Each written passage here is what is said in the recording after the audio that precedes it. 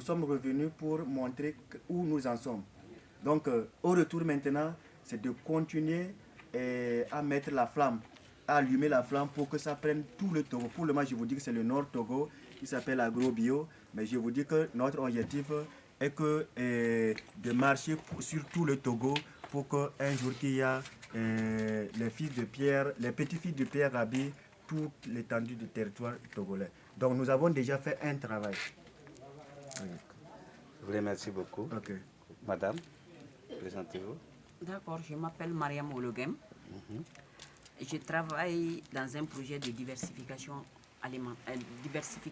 maraîchère et arboriculture fruitière dans un petit village d'Ogon qui s'appelle Tereli, situé sur le plateau d'Ogon. Donc, c'est ma première fois de participer à cette formation, vraiment. Mais je n'ai vraiment pas regretté. J'ai trouvé que ça en valait la peine. Je suis d'un peuple qui travaille dans le maraîchage il y a longtemps, mais je ne savais pas qu'on pouvait avoir ses propres semences maraîchères. Nous, on était dépendants du marché. Chaque année, il faut acheter les semences. On achetait chaque année les semences au marché. Donc, à part l'oignon, l'échalote où les paysans conservaient la bulbe pour faire de ça la semence, sur toutes les autres semences, nous étions dépendants du marché. Hein. On achetait au marché. Mais à travers cette formation, j'ai appris que les gens peuvent produire leurs propres semences. Donc, ça, c'est très intéressant.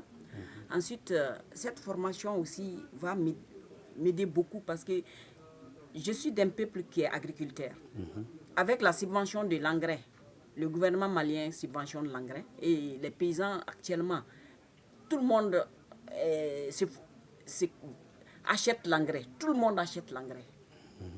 Donc, à partir de cette formation aussi, je pourrais expliquer aux gens que ce n'est pas la solution. Pour une agriculture durable, pour une autosuffisance alimentaire, je pense qu'il faut aller avec ce qu'on a. Parce que l'engrais, nous n'avons pas. Ça vient d'ailleurs. Aujourd'hui, peut-être les gens ont un peu d'argent pour acheter, mais on ne peut pas avoir toujours de l'argent pour acheter l'engrais. Donc, je vais sensibiliser mes parents à ce que les gens prennent en compte la production de compost au lieu de l'engrais. Ensuite, je travaille dans des ONG, donc je suis responsable d'une ONG. Déjà, je me suis dit qu'au niveau de notre ONG, il faut une ONG nationale, bien sûr. On va changer de stratégie maintenant. Nous allons travailler dans l'agroécologie à partir de cet instant. Moi, j'ai eu quand même des informations, quelques informations que je vais restituer au niveau de mes collègues. Mais je pense qu'il y a nécessité de former toute notre équipe en initiation en agroforesterie aussi. Vraiment, moi, je suis très satisfaite. C'est ma première participation et je suis vraiment satisfaite pour le moment. Mais pour que les informations passent, pour que les informations passent, par quelle voie que vous allez prendre pour que les autres femmes qui nous écoutent aussi, de chez vous, peuvent changer le comportement, au lieu de produire elles-mêmes, aller au marché. D'accord, ça, d'abord, je travaille dans une ONG. On a des façons de faire passer nos messages. Souvent, on organise des assemblées villageoises où il faut inviter tout le monde. Je pense que pour des cas comme ça, c'est pas suffisant. Il faut aller avec les focus group aussi. Il faut rencontrer le groupe des femmes pour leur passer l'information. Il faut rencontrer le groupe des jeunes. Il faut rencontrer le groupe des adultes.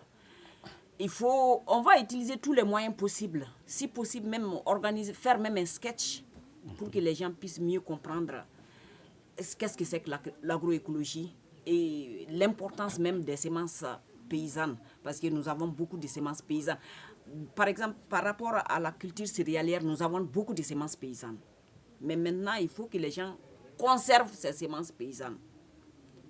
Ensuite, c'est par rapport au maraîchage où nous n'avons pas de semences paysannes. Donc, il faut collaborer avec les autres partenaires aussi pour voir où on peut avoir les semences paysannes, pour pouvoir en produire les semences. Parce que pour certaines espèces, il faut aller de la graine d'abord pour arriver à la bulbe, ensuite à la graine. Donc, il faut qu'on évolue dans un réseau quoi, pour qu'on puisse s'en sortir. Comme il a dit ensuite, des formations, je suis ingénieur agronome. Donc, j'ai passé tout mon temps dans la vulgarisation et je pense que ça va vraiment... Le message va passer. Ah, d'accord. Si je suis en bonne santé, si je rentre en bonne santé, quand même, le message va passer. Mais souvent... Oui, madame, j'ai eu à discuter hier avec toi et ce matin que tu m'as dit que en tant qu'ingénieur agronome, tu vas sortir un peu de la coquille de vulgarisation et aller te mettre toi-même au travail pour que tous les paysans sachent, ah non, c'est une ingénieure agronome qui travaille, qui met la main à la pâte pour produire sa propre semence. Je crois, comme vous m'avez dit, je crois que c'est digne aussi de continuer en ce sens, quoi. Au lieu d'aller faire comme d'habitude, de faire comme Heidimer le fait, quoi, de rentrer vous-même avec les bottes et tout pour montrer que c'est une femme intellectuelle qui se met. C'est comme ça que vous avez eu à causer avec moi hier, je crois. Très bien. Moi, je suis ingénieur agronome, j'aime le travail de la terre. En toute honnêteté, j'aime le travail de la terre. Donc, avec les femmes, nous avons 5 hectares. Donc, au cours de ces 5 hectares-là, je vais faire de la pratique là-dedans. Ce n'est pas de la théorie, hein. Moi-même, je vais être une pratiquante dans les 5 hectares.